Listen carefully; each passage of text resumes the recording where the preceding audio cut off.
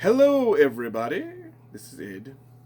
This is my first attempt at this new format of actually doing a video with these playlists instead of just typing it out and having people read it and the songs get played in the videos and taking up a bunch of space.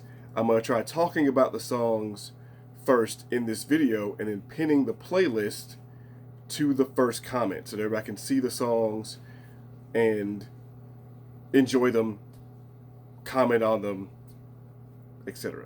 This first playlist that I'm doing for this channel is all about songs that discuss history and historical events in some way. All these songs are political in that the lyrics talk about more or less universal injustices, though there are some specific events that get covered. All of this is different than the rather current American motif, which is just railing about a particular political party or a particular president. These songs are really about here's what happened and here's my reaction as an artist to what happened. Some people even talk about in the first song I'm going to discuss right now, we'll just jump right into it, that Neil Young was 50% artist and 50% journalist when it came to writing the song Ohio. It's purported that Mr. Young was given a Time magazine by David Crosby, and it had the photographs and the story about the Kent State massacre. He read it, went away for, I guess, 2 hours, 3 hours, and came back to Crosby, Stills, and Nash with the entire song. They then got into the studio and recorded it in like 1 or 2 takes. Like, what you hear on that record is pretty much the emotion of that moment, how they felt about it, and what the artists were trying to say. That's something you don't get, I feel like, in modern music. You don't get the immediacy of an artist's vision or an artist's feeling on a situation. It seems like it was different back in the day, and that's one of those things that I guess it's with the passage of time that you hear a song or you like I'm doing, discovering facts about a song, and you find out, oh wow, this is how this song got created, this is what went into it, and this is the most immediate reaction to an event. Ohio was probably the first counterculture reaction to that event. It came out days after the shooting itself. It ended up rivaling their current hit that was on the charts, which was known as, because I can find out right now, Teach Your Children. FM stations played it, AM stations, and this is what's interesting is because, this is back when there was a division between AM radio and FM radio. FM was kind of a burgeoning art form. A lot of AM stations, because AM was a dominant station setup back in the day, wouldn't play it because it was anti-Nixon and anti-war. But FM stations, because it was kind of where the counterculture was, played it. What's interesting is that song ends up being not just a snapshot of that event, but kind of a bellwether for that time. You end up looking, because it's not long after the assassinations of Martin Luther King and Bobby Kennedy, and you get a sense that Neil Young, as a songwriter at his age at that time, absolutely related to his audience, because he was just as stunned and just as taken aback by the events of the era as anybody else. Ironically, well, not necessarily ironically, but at the same time, it's the thing I am fascinated by about history when you look back at it in context. So the Kent State thing happens the Kent State event, not to minimize it, happens in 1970. And like it's right on the heels of the assassination of Martin Luther King, Bobby Kennedy. I think Malcolm X either dies that year or the year previous. One of the other big cultural things or cultural events that happens in 70, just offhand, is the breakup of the Beatles, which a lot of people at the end of it, when you look at 1970, just say, well, 1970, that events in 1970, Kent State in particular, was kind of the death knell to the hippie era. And Ohio kind of encapsulates that. The next song I want to talk about, and trying to do this fairly quickly so that I don't spend 15 minutes of video on this subject. I don't want to lose people's interest on it. The next song I want to talk about is kind of the idea that started this topic, which is "We Didn't Start the Fire" by Billy Joel. I remember being fascinated by this song as a kid and loving the video, even though the video felt like it was kind of chronically but nonsensical. But Billy Joel wrote this song because he was sitting in a studio recording his record. I think it was Stormfront. This song's on Stormfront, but I can't remember if he's actually recording in the studio recording Stormfront when this event happens. But he's talking to a friend of Julian Lennon, I believe. I can look that up actually fairly quickly. Sean Lennon, excuse me, Julian's brother. And his friend's lamenting about, it's hard to be 21 and there's so many problems going on right now. And Billy Joel's like, when you were 21, when I was 21, we had the Suez Crisis, we had the Korean War, and there was this gulf between the generations that Billy Joel was kind of taken aback by. And so he wrote the song "We Didn't Start the Fire" as sort of a lament of, here's what happened the 40 years I've been alive from the day I was born, because he just turned 40 when he wrote this song. From the day I was born till now. And I'm surprised, honestly, that more history teachers don't use this song in their classes. And the reason I'm surprised by that is because in the history programs that I've been involved in, both as a student in K through 12, and as a college student taking various history courses, the lament I've always had is that we'd never get to the 80s. That once you kind of cover World War II, you're lucky if you'll cover the Civil Rights era, but not really in a whole lot of detail, other than you get Martin Luther King, you get a smattering of Malcolm X, and then you cut to 68 and they get shot and it's over. But you don't get all of the context between that. And "We Didn't Start the Fire," while it doesn't do a ton of context, it gives you a bunch of historical figures and facts and situations that you as the listener can go back to and go, let me find out about the Rosenbergs. Let me find out about how Richard Nixon pops up twice in the song, because he pops up several times in the history of that era, or about Walter Winchell or Joe DiMaggio. It's a great song. I love that song.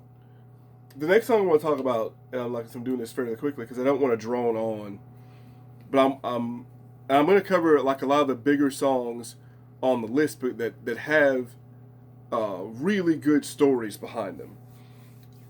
Since this is my first video, I don't want to take up a lot of time where I'm just talking about each song and delving into each song very deeply. I want to get to the songs that have really good stories behind them, and maybe stories that you didn't know about. So I want to talk about both "Belfast Child" by Simple Minds and "Sunday Bloody Sunday" by U2, because they cover the same historical event but have two different tacks as to how they handle it. So "Belfast Child" is written by John Kerr of Simple Minds a few days after Enniskillen. And Enniskillen, if you don't know the story of Enniskillen is the Remembrance Day bombing of November the 8th, 1987 in Enniskillen in County Fermanagh, Ireland, where 63 people were injured and 12 people were killed when a bomb planted by the IRA exploded during a Remembrance Day service.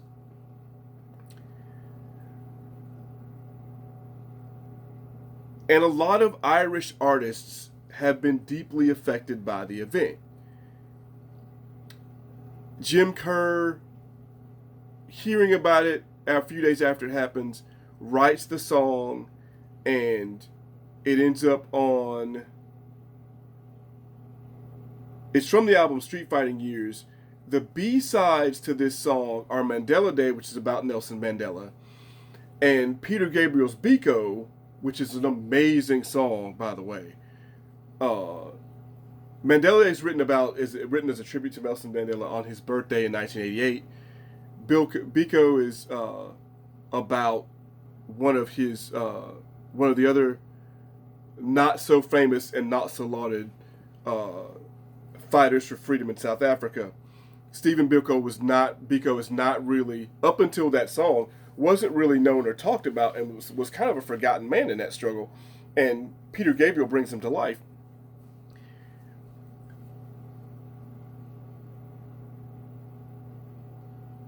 But Belfast Child doesn't create the drama for that band and the problems for that band that U2 ran into with Sunday Bloody Sunday. So Sunday Bloody Sunday is on the Rattle and Hum soundtrack. It's in the Rattle and Hum movie. And it was a song fairly written the same day, from the research I've done, as the Enniskillen bombing. In fact, the event that happens in Rattle and Hum, because it's Rattle and Hum, for those of you who don't know or haven't thought about it in a while, is a documentary film, a tour documentary film of U2 touring with the Joshua Tree in 87, 88, like that era. So the day the bombing happens, Bono writes and performs the song like later that day. Like Enniskillen happens, and when you listen to the song, there are a lot of other things that he's talking about in the song. He's talking about Martin Luther King. He's talking about the death of Jesus in that song, but he's also talking about the Enniskillen bombing. And the thing that got him heat, death threats from the IRA, death threats from unionists at the time, that both Sinn Féin and the IRA in the passage of time want to deny that they had him on a kill list. But Bono wasn't ramping up security, and they didn't at times rewrite the song in order to protect other members of the band, including Adam Clayton and Larry Mullen Jr., from reprisal. But Bono was the one that made the speech, and he comes out. If you go watch Rattle and Hum, it's one of the better performances of this song. But it shook me when I heard it as a kid, because he talked about, to quote parts of the rant, or the speech that he makes, that basically how it was silly for all these people talking about fighting and dying for the revolution. He's like, the hell with the revolution.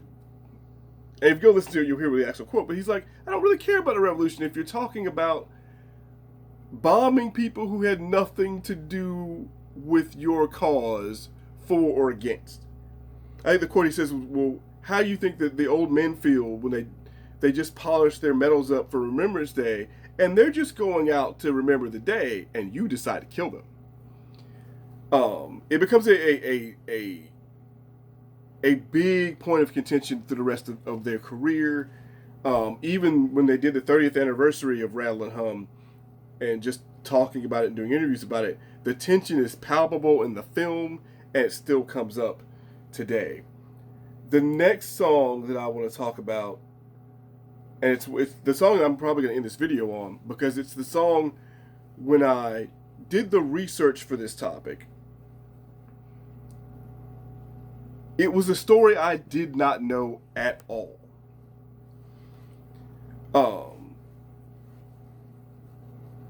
And I'm going to talk about another song really quick, because even though I'm going to end on Polly, I want to talk about how there's a certain placement in this song and the next song we'll talk about that's substantial to what I'm talking about overall on the topic. The song we're talking about right now is Polly by Nirvana. I did not know that the song Polly was based on the actual kidnapping and rape of a 14-year-old girl by Arnold Friend in 1987. She was kidnapped and she was abducted by this serial killer whose other nom de plume was Charles Smid.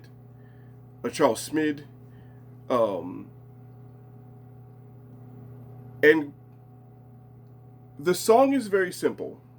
There are other videos detailing the story behind the song, the way the song is constructed. But what he does in the song, which really is kind of the genius of Kurt Cobain, is he takes this really horrible event, and to make it more,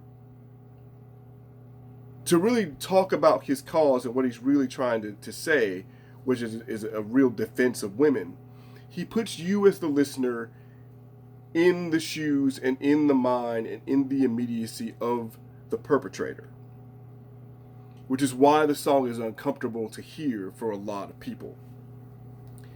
It is also the song that I remember growing up and hearing it that I understood the least. And I understood it at least because of the context of when I heard it. I'm listening to this record in the 11th grade as I'm reading Thanatopsis. I'm discovering Good Will Hunting, not Good Will Hunting, Oh Captain, My Captain, Robin Williams. The name of the movie escapes me, but when I say Oh Captain, My Captain, everybody that watches this is going to know what I'm talking about. And you'll probably put the name of the movie in the comment section, which is fine. But I'm going through all these. It was a time of real flux for me as a consumer of music and literature and culture in general. And at the time, I wasn't really trying to figure out what songs meant. I really was trying to discover what I liked about music from a better understanding of just more than it was catchy to listen to and more than it was had a good beat to it and the lyrics were great. This probably was the first time a song absolutely confused me. Where I was disturbed, but I didn't know why I was quite disturbed. And from that day till now, since I did research on the song, I did not know why I was disturbed. Now I know why I was disturbed. But the song is the 6th song on Nevermind. It's tucked in the middle of this record, which is a mega hit record. And it's a song that once understood would bring awareness to a really important subject. Sting does a similar thing with They Dance Alone, is that in that he tucks that song in the middle of Nothing Like the Sun,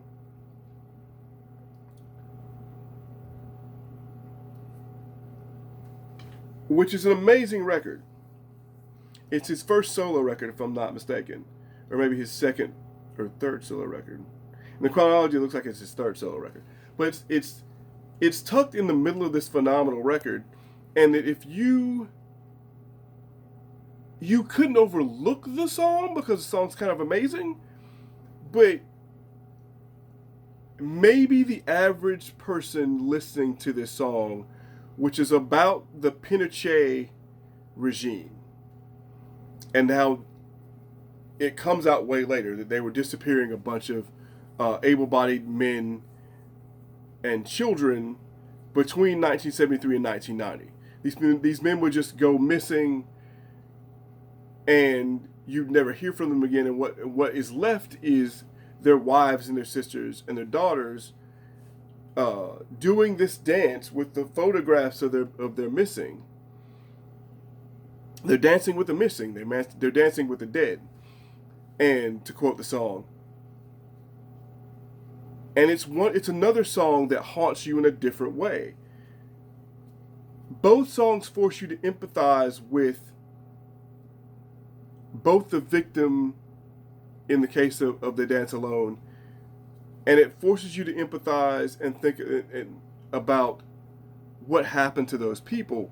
In the case of Polly, like I said, you're put in the shoes of the perpetrator, and the destruction and the debasement of Polly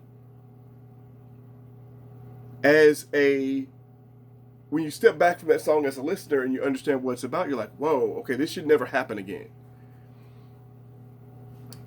And he wrote that song because Kurt Cobain was an ardent proponent of feminism.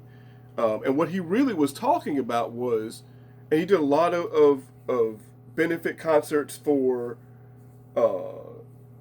different kinds of rape victims overseas. and as you'll find talked about in other videos. But the main point of that song for me is that song has a real political statement, but it's talking about a real cultural problem and a real event, but it's tucked within this mega record, which gets that event in front of as many eyes as you can possibly get it into. And that's what The Way It Is by Bruce Hornsby does the same thing. That it talking about civil rights and how far we've come and how far we've yet to go, does the same thing. Takes a monster hit record and puts a social commentary in front of as many eyes as possible, and we as consumers end up with the onus of, what do we do? Are we inspired by some of this stuff? Are we going to rail against it? When I heard They Dance Alone, it was one of the reasons I joined Amnesty International when I was in high school, because I was moved by the idea. It was, like I said, that whole era for me was an era of trying to discover what I believed in, what I was afraid of, all these things that when you're a teenager, you're trying to figure out. And honestly, you end up going through life and still never really figuring it out. You just end up coming it out on one side or the other because it's what makes you feel comfortable. But all of these songs end up challenging your comfortability or your comfort zone as a citizen and as a viewer and as a listener. And you end up walking away from most of these songs, and songs that I didn't even talk about, that I'll probably add to the list, like Cortez the Killer and Don't Drink the Water, which are about when the conquistadors discovered the Americas, however you want to look at the discovery of the Americas. But all those songs are you walk away changed when you listen to them. You have one point of view, and if you understand the context of the songs and you get past them for being good songs, you end up being a different person when you listen to them. Before you heard these songs, you're a different person at that point, and then when you hear the song, you consume the song, you find yourself kind of looking at things a different way afterwards, or in some ways even feeling disturbed, as in the case of Polly at the end of it.